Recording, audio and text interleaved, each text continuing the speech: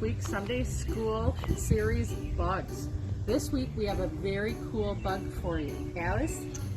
It starts its life underwater and can stay there for 5 years. Do you know what the bug is?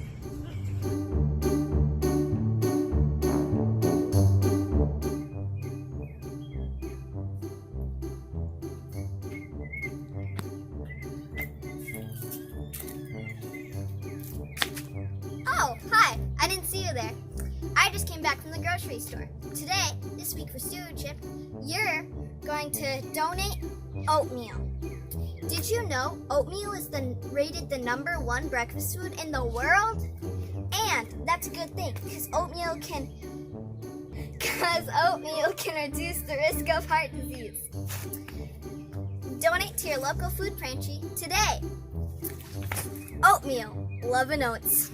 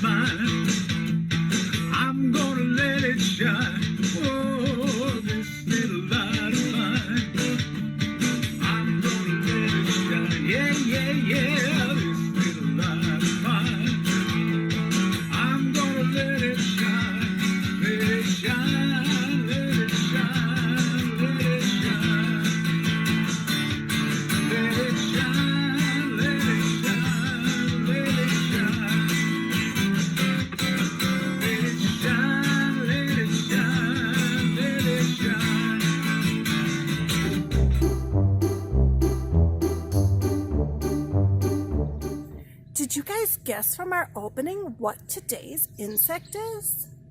It's the dragonfly. Who would have thought that a dragonfly can spend 1 to 5 years underwater? So today we're going to go out and talk to Janet at Retzer Nature Center again, and we're going to meet her at the pond where we're looking for dragonfly nymphs. So the cool part about dragonfly larvae, if we can find one, otherwise Joanne's going to have to find a picture, is they will live anywhere from 1 to 5 years in the pond. And they're just eating, getting bigger. Their job is to just grow, kind of like you kids. And so, but when they become a dragonfly, they only live 1 to 2 months. And I don't know if we've seen anybody flying around here yet this morning. It's still a little cool. The dragonfly larvae are amazing. And we found them earlier this week, but when you want to find them, we know how that goes. All right, I'm going to move another spot.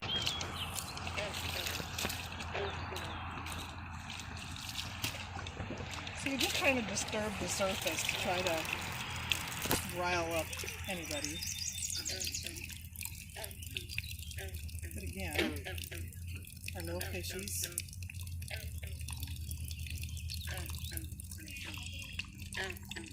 Oh, it's a water beetle, but not water bug. Something different finally.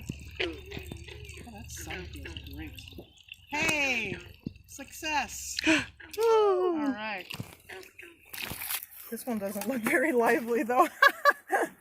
Well, that is a dragonfly larvae.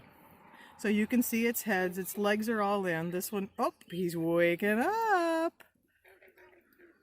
Come on, you. So you can see their head and their thorax. The thorax is where the legs come off, and the abdomen. But this is a little guy. He's not very big. I mean, he's not the smallest we found. He is alive, though.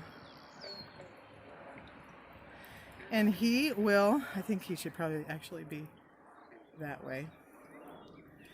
He will grow up to be a dragonfly. So he'll live anywhere from 1 to 5 years in the water with the only job of eating anything. And they're voracious. They're crazy little eaters. And they have this mouth that comes out and grabs the food. I've never been bit by one though, so. But yeah, he's alive. Look at that. 6 legs. Pretty cool. People think they look like crazy little creatures. There's almost what looks like a backpack on their back. And basically that's their wings in development. And so in the water, he goes through incomplete metamorphosis and gets a little bit bigger. So he will shed his skin and get a little bit bigger. Maybe up to 5 times they shed their skin. And then he'll go through the complete metamorphosis and become the dragonfly. So sometimes you'll see their skin hanging out on a stem of a branch or some rushes in the water, and then beautiful dragonfly. And they can eat as a dragonfly, but their job mostly then is finding a mate, and so mating and then laying eggs, and then their life cycle's done, and so it starts all over again. Yeah, very cool. Bye, buddy. Hey everybody, I came out to Neshota Park to learn more about dragonflies, and I found one of our St. John's families here, and they're here at a citizen science program.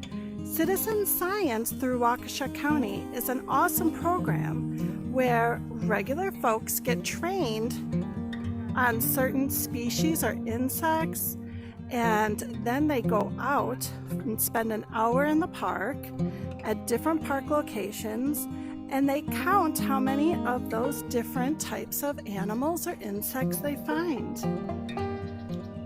So let's learn a little bit more about adult dragonfly.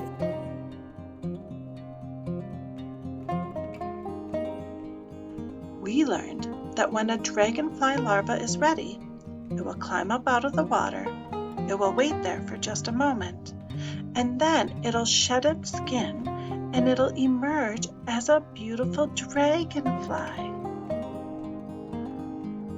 Citizen scientists are trained as to the proper way to catch a dragonfly without injuring it. They're also trained where to look for dragonflies. The best place to look for dragonflies is near the water and in fields. We learned that dragonflies love to eat Mosquitoes! Once a citizen scientist is able to capture a dragonfly, they take it to the biologist or the naturalist who's accompanying them on the citizen science survey for identification. This was a great day for dragonflies, and we found many beautiful and unusual species. If you're interested in becoming a citizen scientist, more information can be found on the Waukesha County Citizen Science website.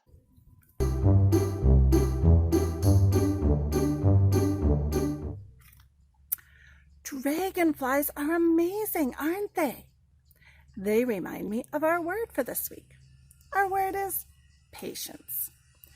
Patience is when we can wait cheerfully for something, even when we want it really, really, really, really bad, or we really, really, really don't want to do it. We can wait cheerfully and calmly. We can be patient. Patience also means giving people grace when maybe they're having a bad day, or they're making a mistake, or they're not acting how we might expect them to. We can give them grace and be patient with them. We know we can do this because God is always patient with us. So what does this have to do with dragonflies? Well, a dragonfly lives in water its whole entire life for 1 to 5 years, and then comes out of the water for just a little bit of time. So imagine your whole life, you know that eventually you're going to sprout wings and be able to fly, but you have to be patient and live under the water until it's time. So this week, I want you to practice patience just like God practices patience with us. Remember our memory verse. It's here on the screen. Always be humble and gentle, and be patient with each other, making allowance for each other's faults because of your love. God loves us and is patient with us. So this week we're going to practice patience with each other. And if you want to read a story from the Children's Bible, you could read the story of Abraham and Sarah, which is found in the book of Genesis. Until next week, bye everyone.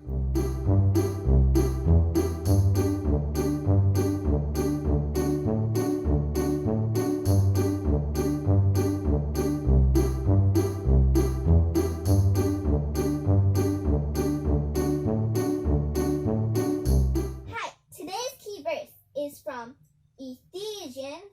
Can you try saying that? Ephesians 4:2. Oh, by the way, repeat after me. Always be humble and gentle. Be patient with each other, making allowance for each other's faults because of your love. That's it. Can you think you can remember that?